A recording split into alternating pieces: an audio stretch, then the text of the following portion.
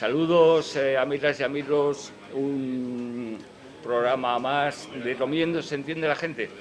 Este domingo del mes de agosto, ya finalizando un poco la temporada, estamos como siempre en el Viandar de Vargas, realizando este encuentro con dos invitados maravillosos hoy que nos acompañan. Claudia, buenos días, buenas noches. Estamos por el día, pero vamos a emitir por la noche. Entonces, ¿qué tal estás? Muy bien, estupendamente estar aquí con vosotros. Y Federico, muy buenas, ¿cómo estás? Encantado de la vida. Claudia es licenciada en Bellas Artes, profesora, artista, bueno, un poco, podríamos decir un poco una mujer del Renacimiento. Me gusta. De alguna manera. Por supuesto que sí, claro. Y Federico es director del Laboratorio de Innovación y un hombre, pues también podríamos decir con un perfil bastante similar. Renacentista. Que desde el mundo de la empresa pues se interesa por otras facetas que están muy relacionadas. Tenemos también delante de nosotros una pequeña joyita que es... Pequeña. Es pequeña en tamaño, pero la rueda no está mal, ¿eh?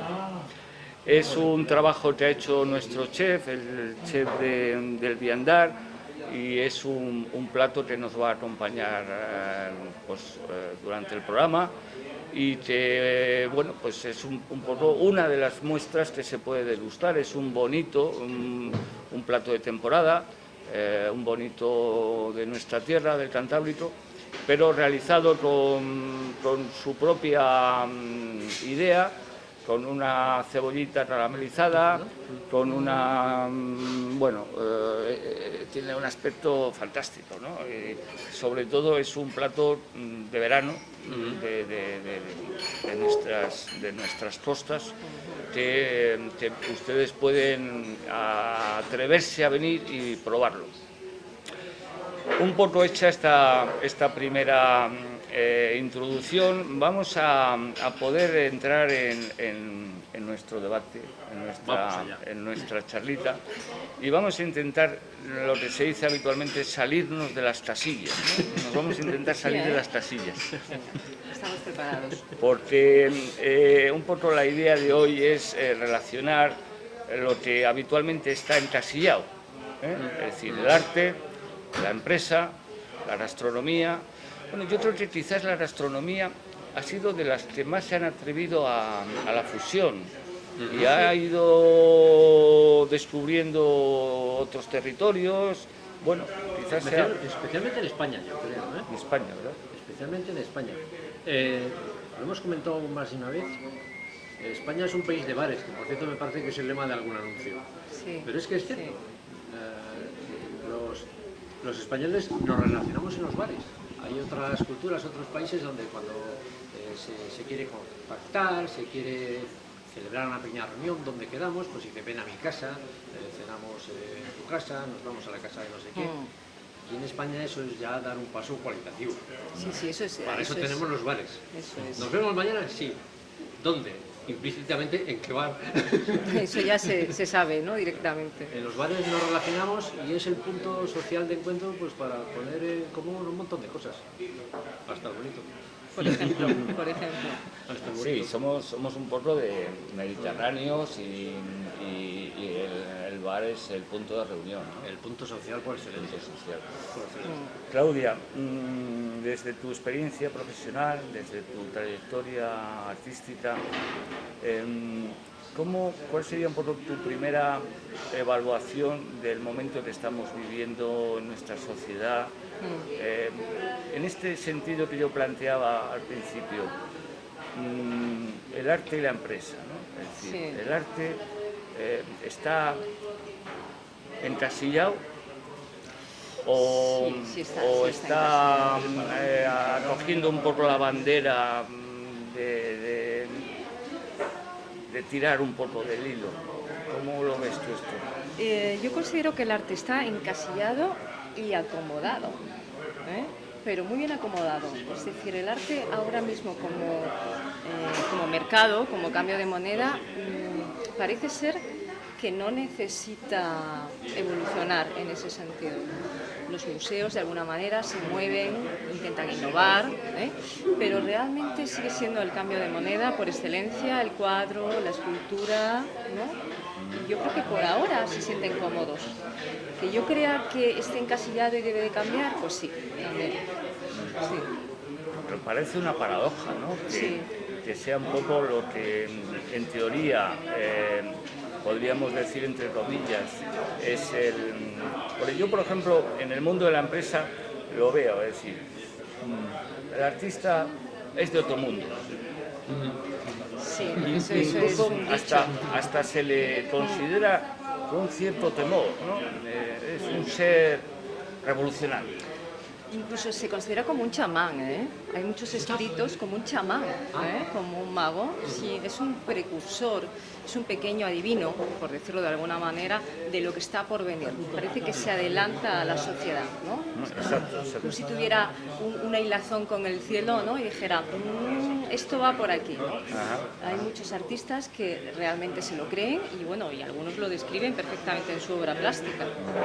Pero al mismo tiempo, Federico, desde el mundo de la empresa, quizás pasa un poco lo mismo, ¿no? Es decir, ¿cómo se le ve al artista?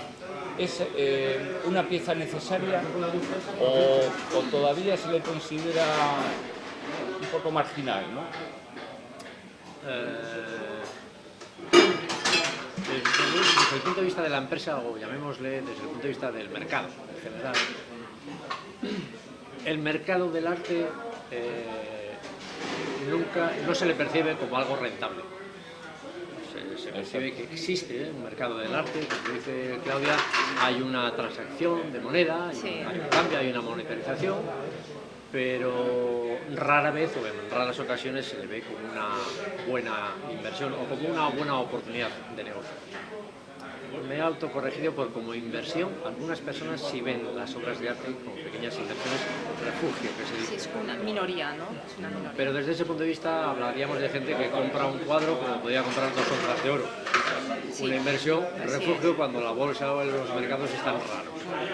Pero en cuanto a mercado, en cuanto a sector de actividad económica, es un sector amarrado digamos, en lo espiritual, en lo vital que supone el arte, pero que los artistas no lo perciben, no lo pueden, no quieren percibir como un negocio. Pero claro, sin el negocio parece como que el arte no tiene fácil su sustento y su futuro. Y hay una pequeña dicotomía que en tiempos de bonanza se ha suavizado, pero en tiempos de precariedad pues habrá que meterle mano por alguna parte, porque si no, el arte y la cultura se ahoga sin corriente monetaria. Claro. Es que de hecho el arte en sí mismo es una pieza misteriosa en sí mismo, y a nosotros nos gusta, yo creo que a todos, de una manera, es inherente a nosotros ese misterio, por eso se le da ese valor espiritual de alguna manera. No todos los artistas se lo dan, hay artistas que también son espabilados. Tenemos al propio Picasso, ¿no? Picasso era todo, era pintor, era marchante de sí mismo, es decir, era muy completo en ese sentido, ¿no? Era empresario. Picasso era una persona con una visión comercial excelente, ¿no? Aparte que el objetivo lo tenía muy claro, ya desde los 13 años tenía muy claro, ¿no? lo que quería hacer y llegó muy alto, ¿no? Pero no es lo normal, ¿no? ¿Cómo te imaginas, Claudia, la posibilidad de que tú misma viniese una empresa y te dijera, Claudia, necesito de tus servicios para que formes parte de mi empresa y me aportes la creatividad y esa visión? ¿Nos podemos imaginar esto, que una empresa llame a un artista como llama a un director financiero? Habría, y en esto entra también Federico, el artista tendría cabida, por supuesto que sí, ¿no? Sería un punto creativo, pero efectivamente la innovación tendría que venir también del empresario a la vez que el artista, porque no es que el artista esté limitado, sino que tiene una función específica. Y sin embargo, en la parte de innovación ya sí que entra la empresa. Tendría que ser una buena conjugación. Y por supuesto podría ser posible. Oye, y ojalá que me llame alguien, ¿eh? Claro que sí, sí, sí, por supuesto. Hombre, la empresa hoy en día ya está claro en España, en otras culturas empresariales lo tienen clarísimo hace ya décadas, que es imprescindible la innovación constante, no de manera puntual. Y para generar innovación necesitas creatividad. Los artistas, por definición, son mentes creativas. Y muchas veces las empresas, especialmente en algunos sectores, en publicidad forma parte de su vocabulario, echan mano de profesionales a los que les ponen la etiqueta de creativos. Creativos en publicidad es un término conocido en España hace muchos años. Sí. Ahora se están incorporando creativos a los diseñadores de empresas de diseño de videojuegos o incluso de aplicaciones industriales, de diseños industriales, se buscan creativos. La creatividad es imprescindible para generar la innovación, pero para generar innovación se necesita otra cosa más, que es la visión empresarial, que señalaba Claudia, que pocos artistas tienen y necesitan de esa visión para hacer del arte un sector económico, por no hablar en general de cultura. En un programa que vi tuyo aquí mismo, pues hace poquitas fechas, yo creo que este mismo verano, entrevistabas a Santiago Casar, a Francisco Revuelta. El anterior que hicimos. Pues se hablaba del decaimiento en el sector de las galerías en Santander, que había habido pues docena y media o larga de galerías y que habían ido perdiendo mercado, perdiendo actividad. El mercado a lo mejor de las galerías es el que está agotado y no el del arte. A lo mejor lo que está agotado es el modelo de comercialización del arte, sí. no el arte en sí mismo. Sí. El arte sigue evolucionando. El arte no se va a agotar nunca, ¿eh? Exacto. Mientras que tengamos cerebro y manos y pies para pintar, y ilustrar y diseñar, esto es algo no va a terminar inherente nunca. al Es ser humano. inherente al ser humano, sí. Pero hace falta convertirlo Sí, o hacerlo transformarlo. entrar en la corriente Sí. monetaria para que tenga oxígeno, para que sobreviva. ¿Y eso cómo se hace? Con innovación. Con innovación. Digo con innovación porque parece que el modelo tradicional de comercialización del arte, hay quienes sostienen que está pasando un mal momento y los que estamos por inercia, por deformación profesional, continuamente pensando en cambiar cosas, algunos nos da la impresión de que es que ya está desapareciendo. Lo mismo que ha pasado en otros sectores culturales, como en la música, donde la industria de la comercialización de la música está intentando buscar su hueco, y pasando malos momentos, la industria de la comercialización de la música está haciéndoselo pasar a los músicos. Porque, Sí. claro, los músicos pueden seguir creando, Pero si si no tienen no cauce, tienen un retorno. Claro, es que... Entonces, ¿cuál es el problema? ¿Falla la creatividad en los músicos o falla el canal de enlace Sí. entre la cultura musical y el mercado? En este caso sería la industria musical. Yo creo que falla eso. Sí, Y en el caso del arte, me parece que lo que está fallando, lo que está necesitado de una reinvención urgente, es el canal de comunicación entre el arte y el mercado, que en el caso, por ejemplo, de la pintura o la escultura, son las galerías. ¿Tienen a las galerías que reinventarse? Pues no lo sé. O a lo mejor es que ya no tienen hueco y hace falta algo que las Otro sustituya. nuevo No lo formato. sé. Yo creo que seguramente el arte la necesita otro tecnología, formato. las nuevas tecnologías parece Sí. que están también transformando esto, ¿no? Sí, es que lo están transformando todo y el arte no se va a quedar atrás. El arte se va a expresar a través de las nuevas tecnologías y de hecho ya está ocurriendo. Lo que pasa es que la gente de a pie nos cuesta mucho entender que eso es imparable. Es imparable. ¿Tú Vamos crees a que ver nos cuesta? obras virtuales.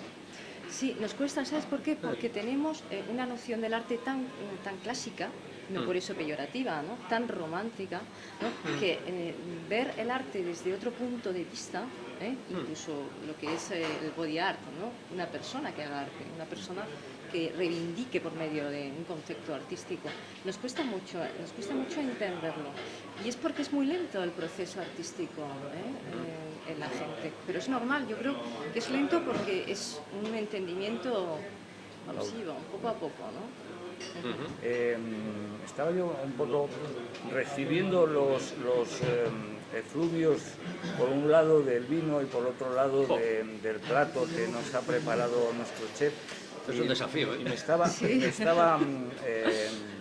produciendo un estado creativo, ¿no? Me ayudaba a imaginar, y se me ocurría un poco que también quizás el propio arte o creatividad podría transformar el mercado, porque quizás esto es un viaje a dos bandas, ¿no? Es decir, que la interacción se produce en ambos sentidos, y la pregunta podría ser: ¿el mercado necesita también de transformación? Sí. En el arte y todos. De hecho, yo por lo que tengo leído, escuchado, entendido,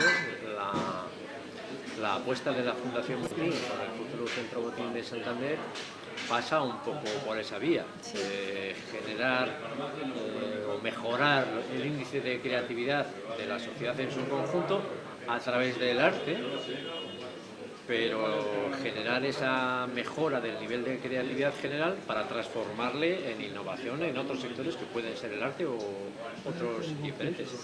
No olvidemos que detrás de esa iniciativa está un banco.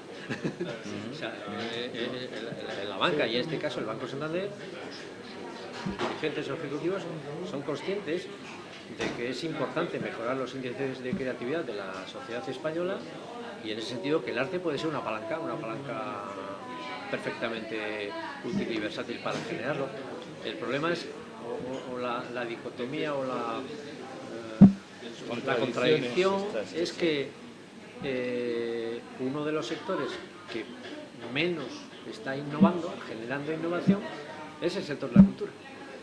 Sí, se supone que es lleno de creativos, ¿no? Una paradoja esto otra vez, ¿no? Pero mira, yo creo que es una señal muy clara de que el discurso que viene es muy diferente, y está la creatividad. Es el lenguaje nuevo que viene, el idioma que viene, es la creatividad por encima de todo. Es decir, utilizar el talento creativo que tenemos todos, seas un artista o no seas un artista en el concepto dicho, no hace falta. Y va por ahí. Yo creo, Federico, que la creatividad va a ser el motor, pero también empresarial, social, cultural, para todos. Es lo que nos va a quedar. A mí me gusta la tecnología, no porque la innovación tenga que ver con la tecnología, porque la mayoría de las innovaciones que se producen son no tecnológicas. Hay una mira, eso no lo sabía yo, eso es curioso. Este es un tema interesante, porque quizás tenemos una percepción contraria. Sí, yo tenía otra percepción. Por una parte, la gente confunde innovación con investigación. La investigación es otra cosa, la generación de conocimiento, con esfuerzo, con calma, a veces con métodos muy científicos y con tiempo y dinero sobre todo. La innovación no es eso, la innovación es transformar todo ese conocimiento, toda esa disponibilidad de medios y recursos generados con investigación para transformarlo en dinero. Por eso para la innovación se necesita la visión empresarial. Ahora que se está trabajando mucho en nanotecnología y nanomateriales, mucha gente ya conoce el grafeno. Se empieza a decir que puede ser uno de los grandes materiales del futuro.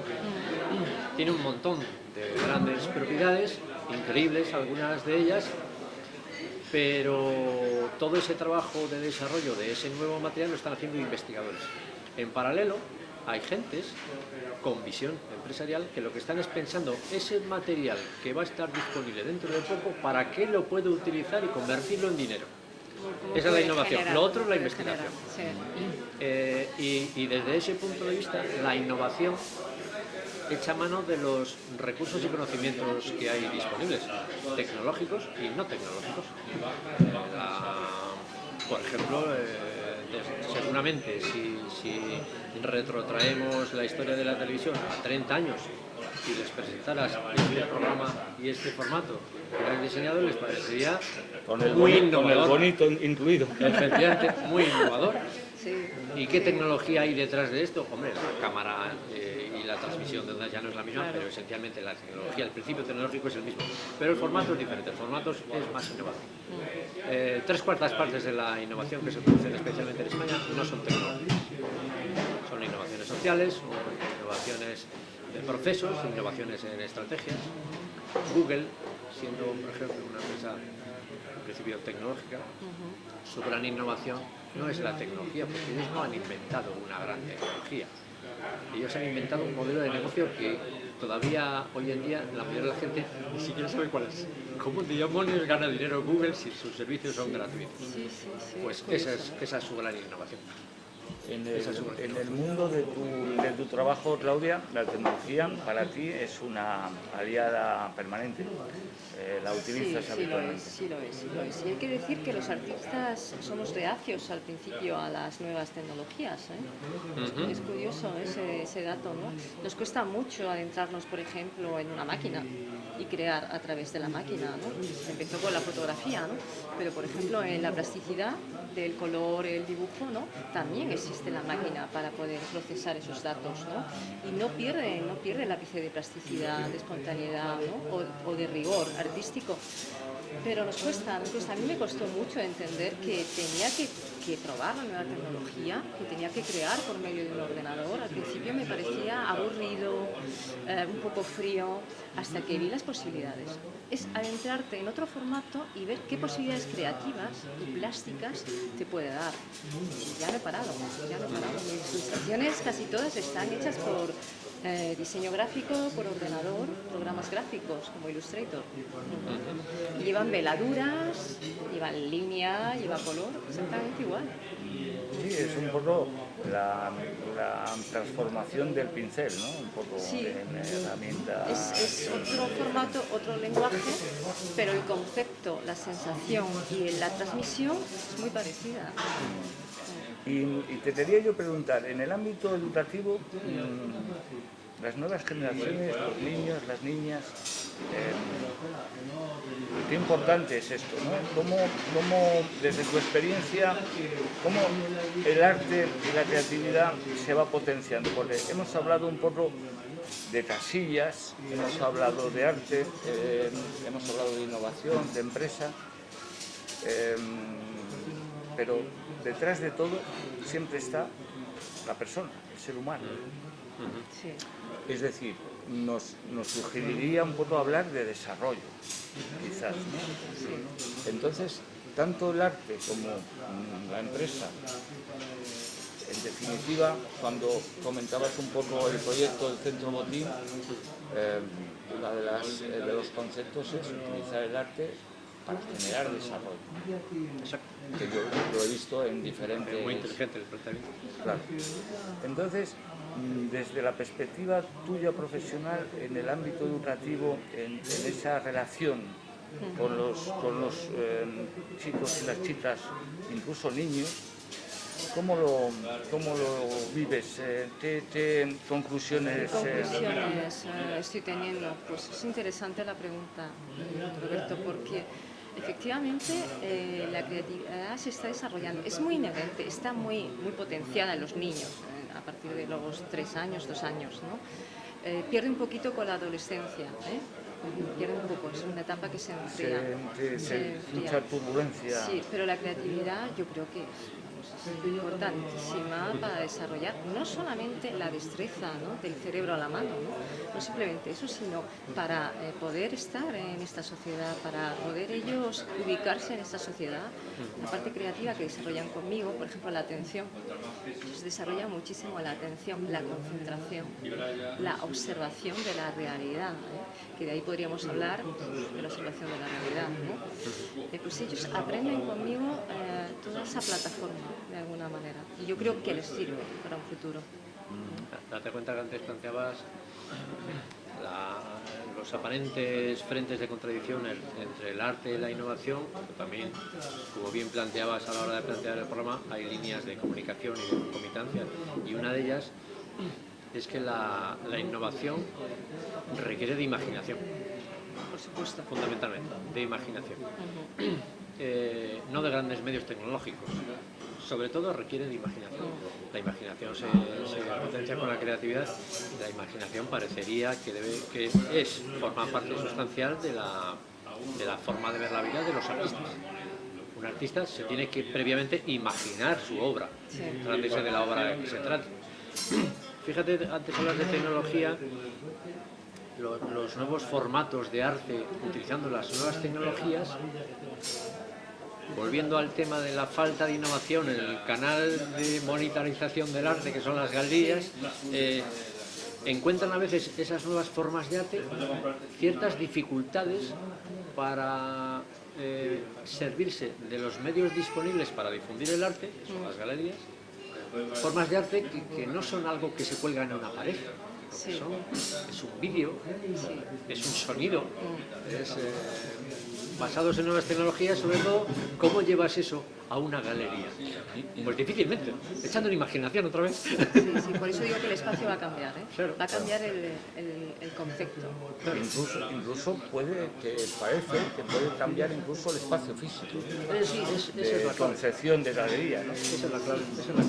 Va a ser más envolvente, ¿eh? Va a ser un espacio más envolvente, menos cerrado, menos cúbico.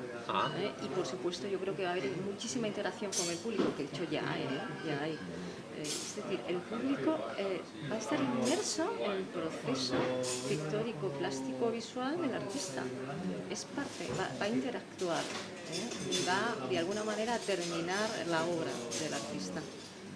Por eso Fíjate te que digo estamos va hablando a otra vez cambiar del canal, del del arte. Sí. Escuchándote, me alegro de que gente del arte esté en esa onda, digamos, ¿no? Sí. Pero me asalta la duda, y frente a ese cambio, ¿cómo va a reaccionar, crees tú, la mayoría de los artistas? Porque los artistas son como muy celosos de su privacidad, son como islas, decías. Pues mira, va a haber una criba. Yo creo que estamos en una época, la palabra crisis hay que nombrarla porque es así, de criba absolutamente en todo. Por eso la innovación es tan importante, Federico, ahora, porque vamos a necesitar de la imaginación, de la creatividad y de la innovación. La criba va a pasar y está pasando. Los artistas que no sepan adaptarse, que no sepan ver que hay posibilidades diferentes, se van a quedar obsoletos, irremediablemente, claro. A la cultura y al arte especialmente, pues tradicionalmente se le ha ayudado con fondos públicos. En época de crisis pues siempre hay discusión sobre cómo aplicar los fondos públicos, a qué dedicarlos preferentemente.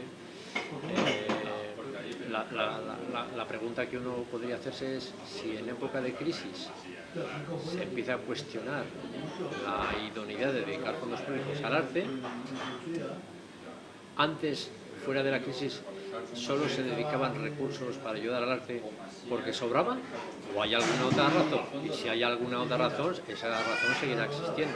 Yo tengo mi teoría, y es que esas otras culturas del norte de Europa, que a la mayoría de la gente recurre como modelo cuando hay conflictos, cuando hay enfrentamientos, que fíjate, Estos países tan noruegos, casi perfectos. efectivamente. ¿Y por qué lo será? Seguramente... Bonito no tienen, ¿no? Y además salmón. toman cerveza, que es una bebida menos espirituosa y con menos propiedades, creo yo, que el vino. Pero lo que tiene en común todas esas sociedades es que el arte y la cultura forma parte de su sociedad en una proporción mucho más fuerte que la nuestra. Son sociedades más culturizadas, más sensibles al arte. Y en ese sentido, cuando se consigue que una proporción de la población guste o tenga sensibilidad por las manifestaciones artísticas, pues yo creo que la problemática social de que den los chavales patadas a las papeleras o que hagan tonterías de este tipo Disminuye. Yo creo que a mí me cuesta entender que podamos conseguir que un grupo de jóvenes vaya a ver una exposición e imaginar que uno de esos jóvenes haga algo así a la salida Sí. o al día siguiente, me cuesta entenderlo. Parece como que son Parece cosas que es incompatibles. ¿Sí? contradictorio, ¿no? Sí. Disfrutando del arte, aprendiendo a disfrutar del arte en todas sus manifestaciones, se cultiva el sentido de lo estético. Sí. Y todas esas cosas mal hechas y algambradas, pues son muy poco estéticas. Sí. Y uno, cuando cultiva el sentido de lo estético, empieza a aborrecer por sí mismo de ciertas Aparte que manifestaciones, ¿no? cuando se cultiva, como dices tú, el sentido de la estética, también va inmerso un poco el sentido de la armonía. Porque, a ver, sí es verdad que hay también una filosofía de lo estético y de lo feo, ¿no? Pero la armonía va implícita en la estética, ¿no? Claro. No es cartón, solamente un cartón florido que nos gusta. No, tiene un cierto estar, una cierta armonía o equilibrio que todos lo percibimos. Y los jóvenes que están inmersos en Europa, ¿no? En otras zonas, también tienen que notarlo, claro que sí. Es A así. mí me lo explicaron una gente de la música, hablando de armonías. Hablas de la palabra armonía y me viene la música como Sí, la primera, ¿no? sí. Y la escala musical, digamos cada ocho notas, a las siguientes, la frecuencia de oscilación de cada nota es justamente el doble que la anterior, quiere decir que no es una casualidad. Y parece ser que toda la combinación de notas musicales que no son divisibles no suena mal, no es armonioso. Es más, se diseñan sonidos para alarmas, para bocinas de coche, en base a ese principio, para que no sean armoniosos y a que todo el mundo le llame la atención y le resulte muy desagradable. Será sorpresivo, sí. O sea, y en cambio, cuando todo está en armonía, todos estamos más relajados, más felices. Relajados, más equilibrados. En el ámbito de la armonía, es verdad que parece que nos lleva a la música, ¿no? La Sí. primera, pero quizás también hay una armonía energética, ¿no? Por Dentro de supuesto. nosotros, ¿no? Por supuesto. Entonces, esto que comentaba Federico, de cómo yo voy a romper una papelera si estoy en armonía conmigo mismo. Un buen ejemplo. Entonces, esta sería un poco la bondad del desarrollo que puede aportar el arte y la creatividad a lo personal, ¿no? A lo humano, A lo personal y de ahí a lo social. a lo social, Del individual a lo colectivo. a esa interacción. Es decir, me voy a relacionar con mi entorno de otra manera, De otra manera, sí. porque no tengo necesidad de autodestruirme, ¿no? Efectivamente. Es decir, que estaría en un nivel de desarrollo un poco más óptimo, podríamos decir. Sí, se puede utilizar incluso la palabra evolución en ese sentido, ¿eh? Claro. Porque aunque es una palabra biológica, también es social y cultural, ¿no? Ese desarrollo evolutivo para bien. Yo creo que efectivamente, ¿no? Es intrínseco en nosotros, ¿no? El sentirnos bien, ese bienestar, y que cambia también la realidad que tenemos alrededor. La podemos cambiar también. Roberto, perdona, Apasionante. Roberto es un buen conocedor de un proyecto que existe para dinamitar y transformar, hacer evolucionar la comarca del Alto Paz, del Valle del Paz, en el que colabora Claudia. Y pues mira tú por dónde, pues aparte de otras líneas de trabajo, el arte, la creatividad y también la música, de la cual habrá novedades el mes que viene pronto, pues está siendo uno de los vehículos para transformar, no transformar, porque no hay falta Tampoco hay que transformar mucho aquello, transformar nada, hacer evolucionar está aquello perfecto. socialmente Sí. y atraer la Es un población hacia un valle armónico. Es un proyecto que es precioso, yo les recomiendo que investiguen en él, que se acerquen a la zona, porque es un proyecto que tiene esos ingredientes que ahora mismo quizás son necesarios y que forman parte un poco de esta tertulia, que es salirnos de la casilla, ¿no? Es decir, empezar a relacionar cosas a partir de un entorno como es el del Paz, con una potencialidad preciosa, y intentar aprovechar un poco todo eso y ponerlo en relación, ¿no? y desarrollar esto. En definitiva, hay unas potencialidades casi en cualquier lado que están por desarrollar. Entonces depende un poco de nosotros que seamos capaces de hacerlo. Empezar por algún sitio. Pues ha sido un placer. el placer ha sido Claudia nuestro y El placer ha sido Federico. nuestro. y mucho más en cuanto podamos echarle mano al bonito. Que lo vamos a hacer ahora Tiene mismo. una pinta buenísima. Lo vamos a hacer ahora mismo y además les estamos, bueno, pues un poco generando un poco de envidia sana a todos ustedes en sus respectivas casas.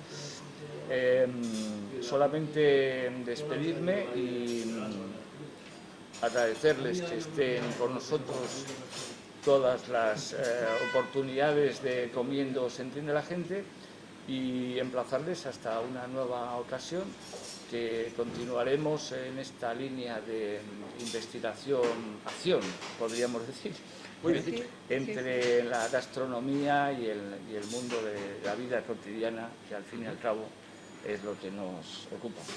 Ni más ni menos. Muchas gracias y muy buenas noches.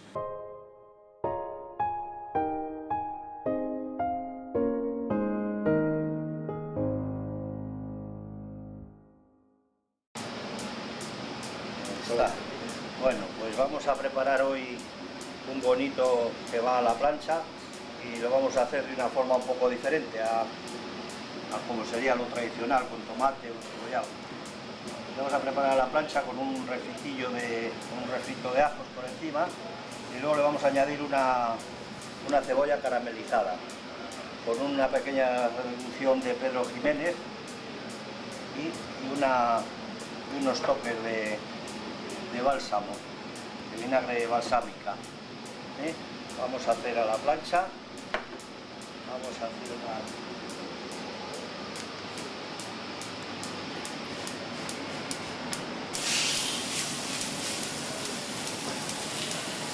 Y esto entonces a mí me gusta hacerlo de forma que, digamos, de 3 partes que tiene de gordura el bonito, hacemos una por fuera, 2 partes por fuera hecha y la del centro que quede, digamos, cruda, para que no se nos seque mucho porque de por sí es seco. Entonces si dejamos la parte del centro, una de las partes del centro sin hacer, siempre estará un poco más jugoso. Tenemos por aquí preparada la cebolla, que más que nada va en plan de adorno y bueno, si a alguien le gusta cambiar sabores, pues perfectamente puede ir. Vamos a dejarla que se haga un poquito.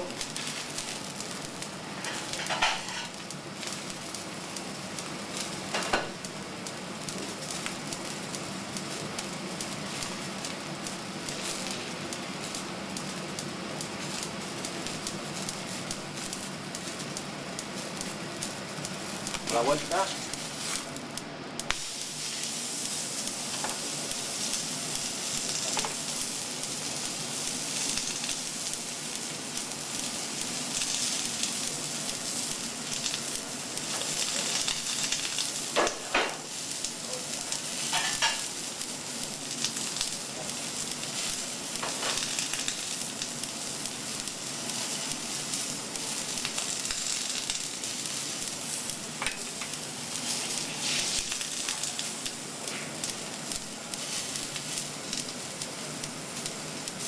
Sacar.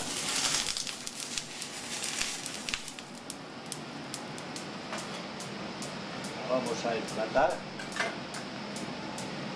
Y meteríamos aquí la cebollita.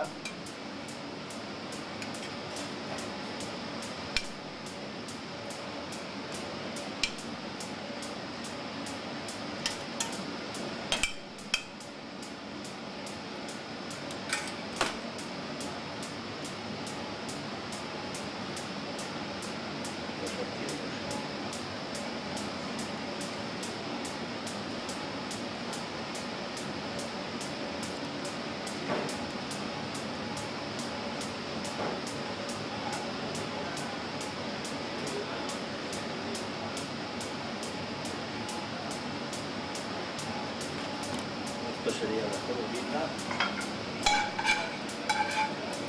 Y ahora le añadimos el ajito, que lleva un toque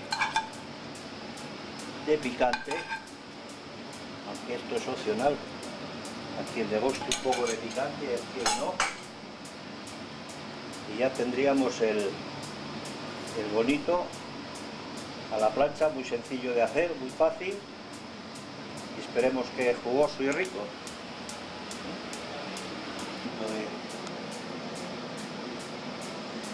El perejil que no falte, y ahí tendríamos el plato.